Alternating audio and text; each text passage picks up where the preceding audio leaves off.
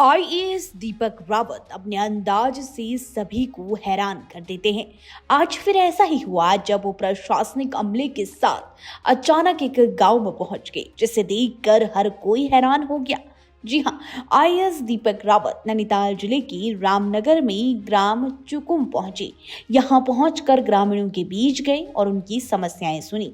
निरीक्षण के दौरान चुकुम गांव में पहुंचे रावत ने देखा, गांव में एक छोर में नदी बहती है जबकि दूसरे छोर में पहाड़ है।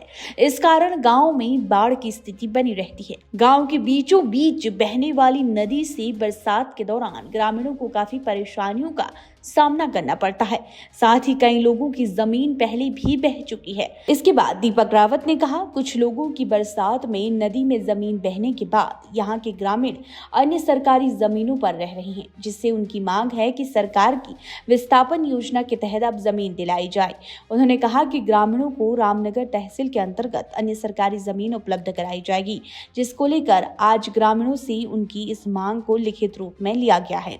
मुख्यमंत्री पुष्कर सिंह धामी के आदेश के बाद इस गांव में रहने वाले ग्रामीणों की समस्याओं के समाधान को लेकर उनके द्वारा ये निरीक्षण किया गया है। दीपक रावत ने कहा, सिंचाई विभाग द्वारा जो योजना बनाई गई है उसके बाद नदी का पानी गांव में नहीं जाएगा और ग्रामीण भी सुरक्षित रहेंगे। साथ ही कमिश्नर ने सुंदरखाल का भी निरीक्षण करते हुए वहां के ग्रामीणों की समस्याएं सुनी और समस्याओं का समाधान करने का आश्वासन दिया। आपको बता दें, सिंचाई विभाग द्वारा इस गाँव में नदी का पानी ग्रामीण इलाके में न जाने को लेकर 3,70,00,000 रुपए की एक योजना बनाई गई थी, जिसकी सरकार द्वारा स्वीकृति प्रदान कर दी गई है। कमिश्नर ने इस मामले में मौजूद सिंचाई विभाग के अधिकारियों को नदी में शीघ्र कार्य कराने की सख्त निर्देश दिए हैं। जो ये विजिट हुई है, इसमें माननीय मुख्यमंत्री जी ने निर्देश दिए थे कि चुकम में हर बार बाढ़ से समस्या आती है। गांव की बसावट कुछ ऐसी है कि एक तरफ कोसी नदी बह रही है, एक तरफ पहाड़ है और पूर्व में भी काफ़ी सारी नाप ज़मीन यहाँ पे कट चुकी है। आज गांव का विजिट किया गया है। इसके दो पर्पज़ हैं। एक तो इरिगेशन डिपार्टमेंट ने यहाँ पे डिज़ास्टर मिटिगेशन के तहत एक योजना बनाई है, जिसमें कुछ पोर्शन में प्रोटेक्शन वॉल हैं, कुछ में एप्रन्स हैं, कुछ में स्टड्स हैं और उनको बना के बाढ़ का जो पानी है नदी का, वो गांव की तरफ ना कट के बीच बीच में रहे। एक तो ये है।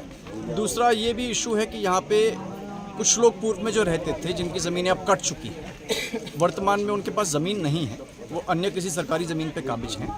तो उनकी डिमांड है कि जो गवर्नमेंट की विस्थापन की नीति है उसके तहत आप लोग अल्टरनेट ज़मीन चाहते हैं, तो वो डिमांड आज उनकी लिखित में हम यहाँ पे ले लेंगे और रामनगर तहसील में अन्य जगहों पे जहाँ पे गवर्नमेंट लैंड अवेलेबल है या अन्य ज़मीन अवेलेबल है, वहाँ पे आप लोगों को ज़मीन दिलाई जाएगी।